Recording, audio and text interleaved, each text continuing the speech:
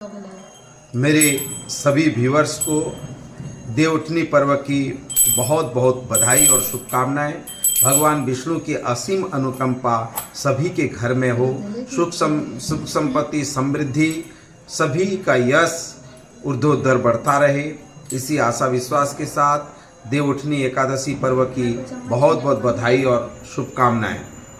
आइए एक छोटा सा भजन जो प्रभु की कृपा से हम लोगों को मिलता है, आज इस देवउठनी पर्व पर हम सुनते हैं और आपको सुनाने का प्रयास करते हैं। मेरी आपकी कृपा से सब काम हो रहा है। मेरी आपकी कृपा से सब काम हो रहा है। करते हो तुम भगवन मेरा नाम हो रहा है। मेरी आपकी कृपा से सब काम हो रहा है। ये सारी जो काम है, सभी चीज़ें जो चल रही है, प्रभु की कृपा से ही हो रहा है। और आज के इस पावन अवसर पर एक प्रभु को याद करने का एक अविस्मरणीय पल, देवउठनी एकादशी का यह पावन त्योहार सभी के लिए एक मंगलमय हो, मंगल कामना के साथ ये आती है। करते हो तुम कन्हैया मेरा नाम हो रहा है। प्रभु आपकी कृपा से सब काम हो रहा है। ये जो श्वास का आना जाना है, ये जो प्राण वायु है, जिनके असीम अनुकंपा से ये चल रहा है, हम सभी उसके अधीन हैं और इसी के अनुभूति से ही आज हम जीवित हैं और सारे काम हम लोग कर पा रहे हैं। पतवार के बिना ही मेरी नाव चल रही है। कौन कहता है, कितना घमंड है तेरे को, सारा काम अपने आप हो रहा है, बिना पतवार की ये नाव चल रहा है। पतवार के बिना ही मेरी नाव चल रही है। बिन मांगे है कन्हैया हर चीज मिल रही है। अब क्या बताऊं मोहन आराम हो रहा है। प्रभु आपकी कृपा से सब काम हो रहा है। प्रभु आपकी कृपा से सब काम हो रहा है।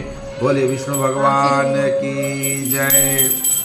आज इस पावन अवसर पर हमने जो तैयारियां की थी, आपको एक झलक दिखाने की कोशिश करते हैं। आइए, मेरे साथ तुलसी पूजा के इस पावन अवसर पर हमने विष्णु भगवान को भी यहाँ स्थापित कर रखा है। सभी चीज़ों को हमने ये रंगोली भी बनाई और पूरी चीज़ों को हमने बड़े अच्छे उत्साह के साथ जो है ये सबको हमने सजाया है और भगवान को आज अपने घर में स्थापित कर गन्ने का पूजन भी हम लोगों ने यहाँ पे किया है। तो आज देवउठनी एकादशी पर्व पर सभी मेरे प्यारे व्यूअर्स को बहुत बहुत शुभकामनाएं, हार्दिक बधाई और अभिनंदन। सभी लोग हमारे निशामणि मोटिवेशनल स्पीकर चैनल एवं साहू फैमिली ब्लॉग, जिसमें हमारे परिवार के सभी एक साथ हम लोग बैठ करके हम आनंद से हमारी सभी चीज़ों को शेयर करते हैं, उसको आप आसानी से देख सकते हैं। सभी को बहुत बहुत बधाई और शुभकामनाएं। एक नगर में एक राजा था। उसके राज्य में सभी लोग बहुत सुखी थे। उस नगर में एकादशी को कोई भी अन्न नहीं बेचता और न ही कोई अन्न पकाता था। सभी फलाहार करते थे। एक बार भगवान ने राजा की परीक्षा लेनी चाहिए। भगवान ने एक सुंदरी का रूप धारण किया तथा सड़क पर बैठ गए। तभी राजा उधर से निकला और सुंदरी को देखकर चकित रह गया।